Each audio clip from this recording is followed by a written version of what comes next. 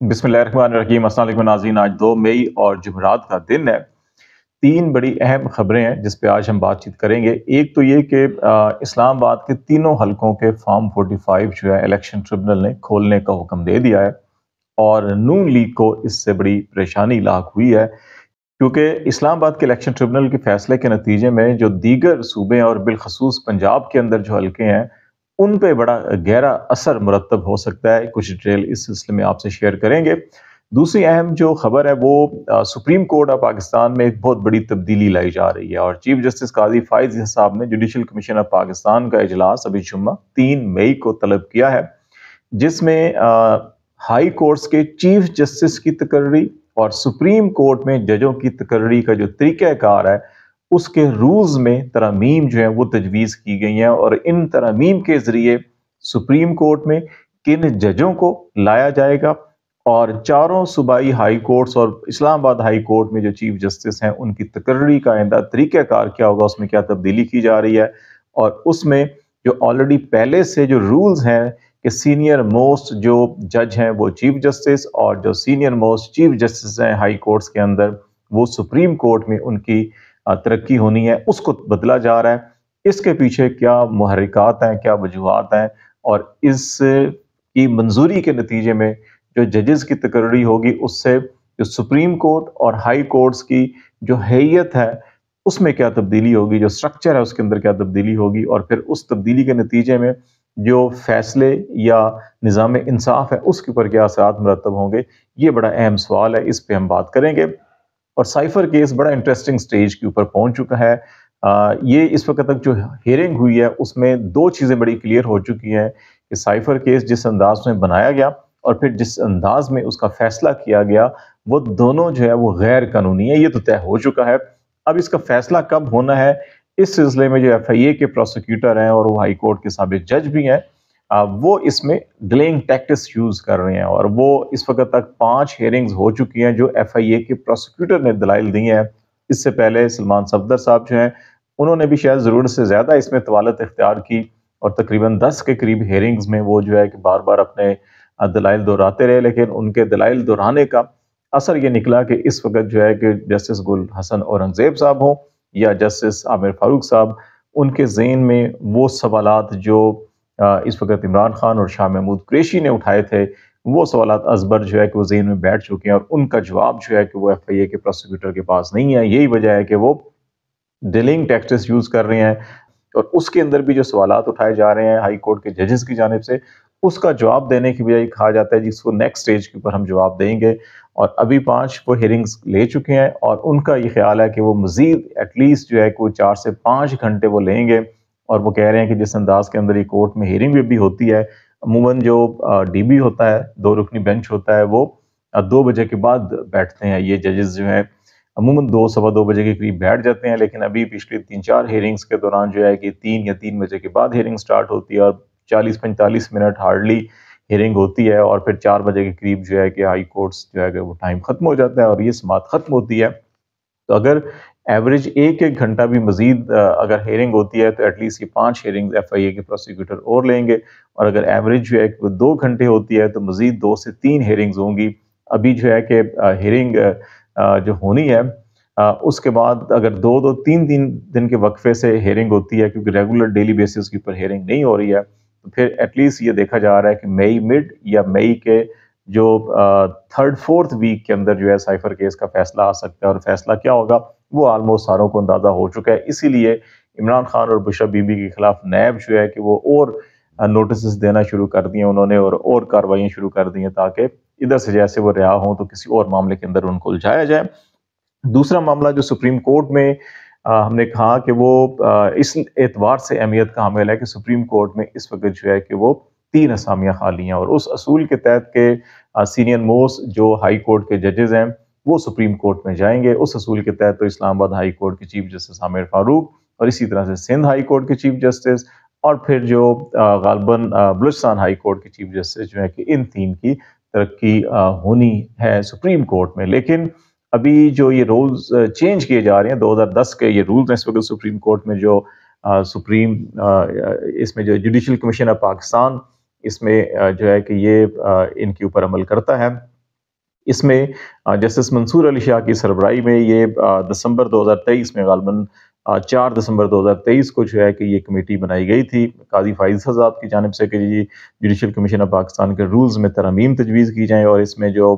منظور ملک صاحب ہیں وہ بھی شامل تھے، یہ اس کے کو چیئر تھے، یہ سابق جج ہیں یہ بھی، اور یہ جوڈیشل کمیشن آف پاکستان کے ممبر ہیں، ان کو اس میں شامل کیا گیا تھا۔ اس وقت جو ڈان نیوز نے جو سٹوری کی ہے اس کے مطابق ان تجاویز کو مرتب کر لیا گیا ہے۔ ان تجاویز میں یہ کہا گیا ہے کہ اس میں ایک پینل کا نام آئے گا، اس میں یہ نہیں ہوگا جو سینئر موسٹ ہوگا، بلکہ اس میں چیف جسٹس آف پاکستان جو ہے کہ وہ 3 نام تجویز کریں گے،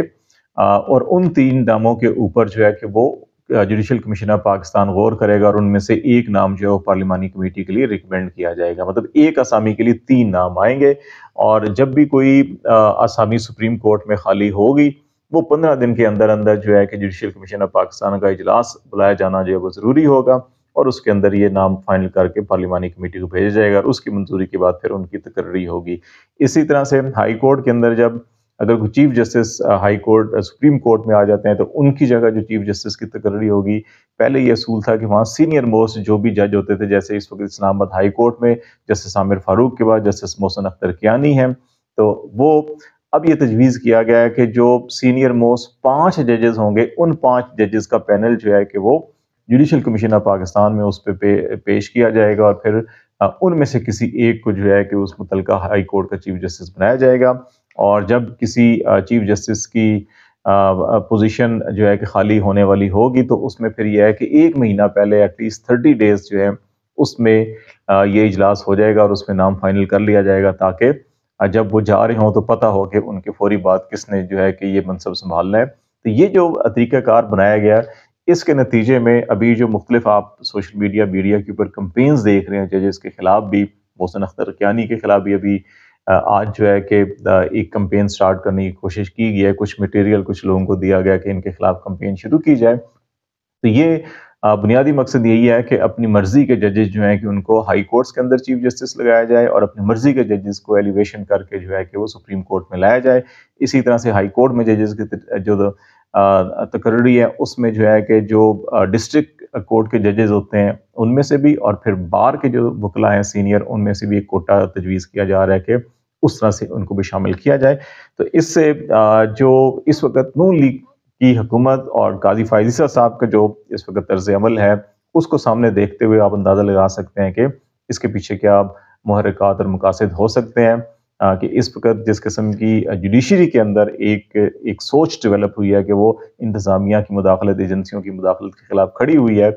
اس کو کنٹرول کرنے کے لیے بیسیکلی کیا گیا تاکہ اپنی مرضی کے، اپنے من پسند، اپنے ہم خیال ججوں کو آگے لایا جا سکے۔ تو یہ اس کا ایک بنیادی مقصد ہے، لیکن دیکھنا ہوگا کہ کیا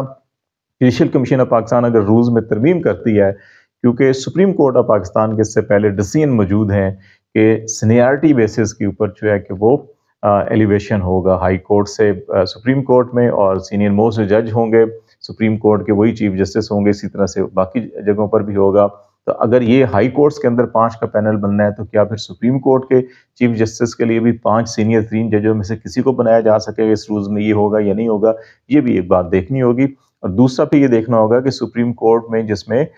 فل کورٹ لارجسٹ بینچ کے فیصلے موجود ہیں، وہاب الخیری کیس جو ہے کہ وہ بھی ہمارے سامنے موجود ہے کہ جس میں یہ اصول طے کیا گیا تھا، وہ سپریم کورٹ ڈیسیژن کے نتیجے میں یہ اصول طے کیا گیا، تو کیا ان سپریم کورٹ کے فیصلوں کو کیا جوڈیشل کمیشن یا اس قسم کی کمیٹی جو ہے وہ رولز میں ترمیم کر کے ان فیصلوں کو بدل سکتی ہے نہیں بدل سکتی؟ یہ بھی ایک بڑا معاملہ ہوگا، اور شاید اس کو چیلنج بھی کیا جائے گا، اور پھر اس میں سپریم کورٹ بڑا اہم رول ادا کر سکتی ہے۔